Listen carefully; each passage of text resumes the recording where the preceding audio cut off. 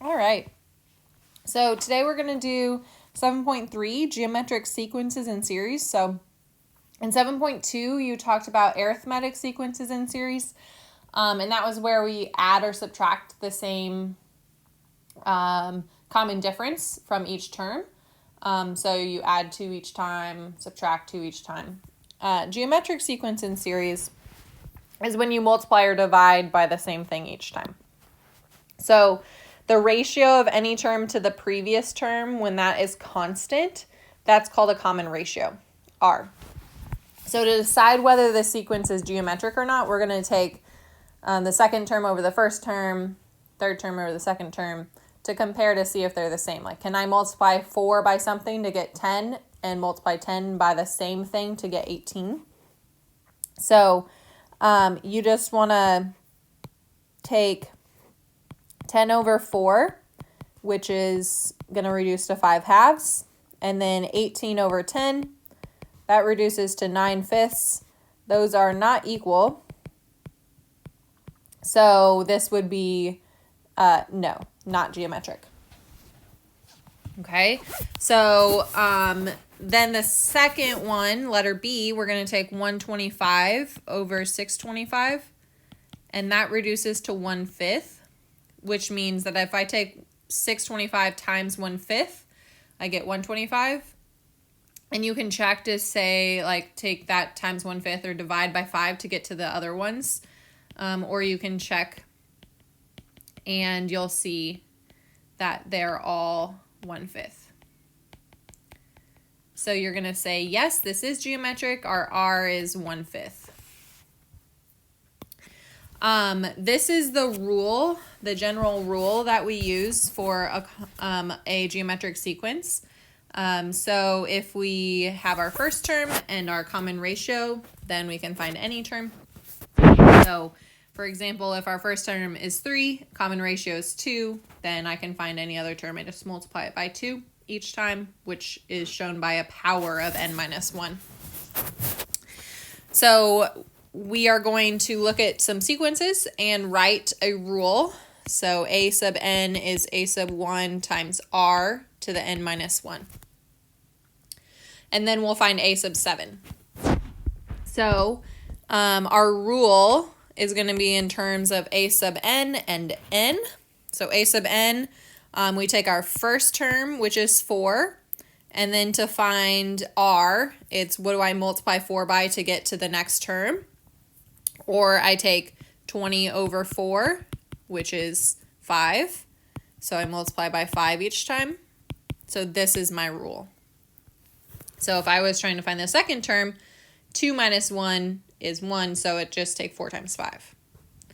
If I want to find the seventh term, I'm going to plug in 7. So I'm taking 4 times 5 to the 6th. So you don't want to do 20 to the 6th. You want to take 5 to the 6th and then multiply it times 4. Order of operations. This should give you 62,500. So this is a explicit rule that we can use to find that seventh term. Okay, next one. This one's a little bit different because we see that it is alternating signs. So that means that our R is going to be negative because if we multiply a positive times a negative, it'll be negative. Now we multiply a negative times a negative, it'll be positive. So we're going to see that alternating sign. That tells us that the R value was negative. So I'm going to take negative 76 over 152. And that gives me negative 1/2. So that's my R value. So my A sub n, my A sub 1 is 152. My R value is negative 1/2 to the n minus 1. So that's my rule. So A sub 7 is 152 times negative 1/2 to the 7 minus 1, or to the 6th. So I plug in 152 times negative 1/2 to the 6th, and I get 2.375 or 19/8 as my answer. Example 3, one term of the geometric sequence is a sub 4 equals 12. The common ratio is r equals 2. Write a rule. So this is our general rule. So we need to know what a sub 1 is. There's multiple ways to find this, but setting you up for some harder ones, I'm going to show you a method that'll always work.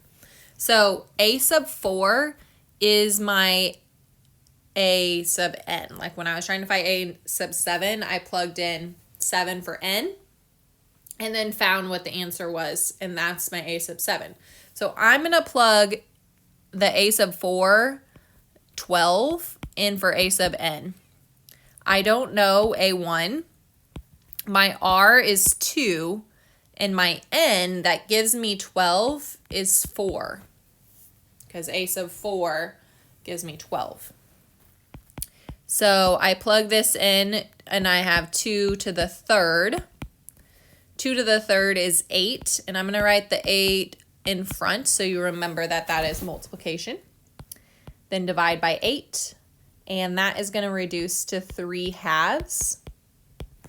So now I can write my rule, and my a sub 1 is 3/2 times r, which is 2, to the n minus 1.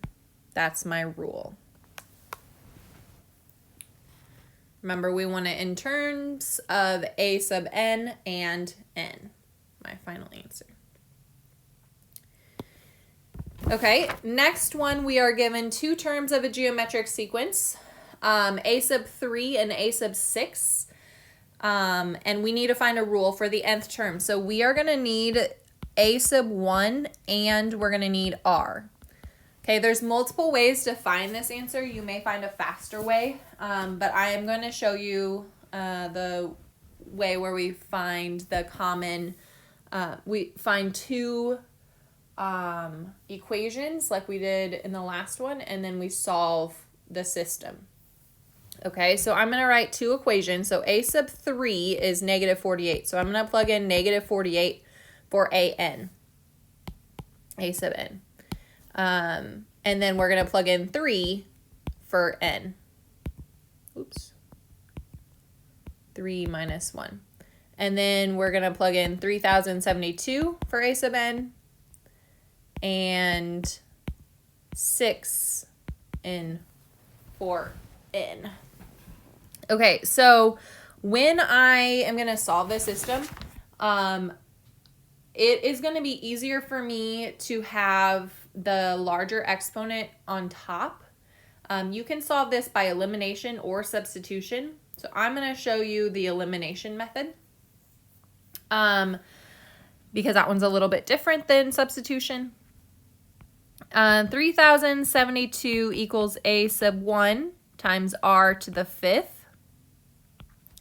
And then negative 48 equals a sub 1 times r to the 2nd.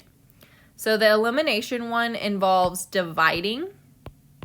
So we're going to divide. When you did arithmetic, you could do adding or subtracting. This is all multiplication, so we have to divide.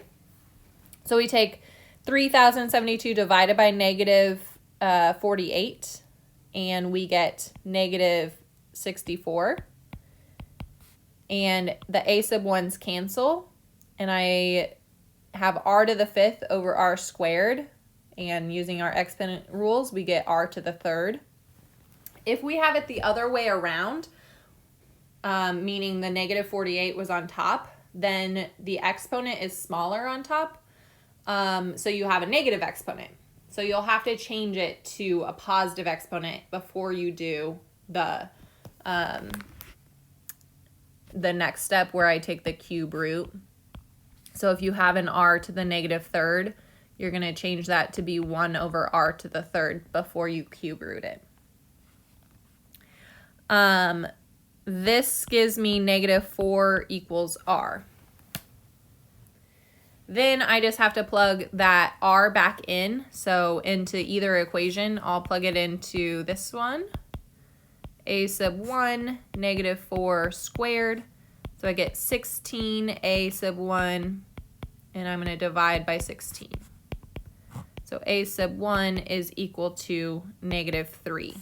Remember that when I square a negative, it's positive. So that's why it's divided by negative 6 or positive 16. And then my rule is negative 3 times negative 4 to the n minus 1. So that is my rule. Okay, the last thing we're going to talk about is a series. So a geometric series is when I add terms of a geometric sequence. And this is the formula to make that happen a little bit faster. So instead of having to just add up all the terms, I can, finding all the terms and then adding them all up, I can use this formula to figure out what the sum is. So this is, oh, I forgot to write this one down to screenshot it. So I'll write it here. 4 times 3 to the I minus 1. So our formula is this. Okay, so we need r, n, and a sub 1. So remember that we know that this is geometric because it's in the form a sub 1 r to the n minus 1, this part over here.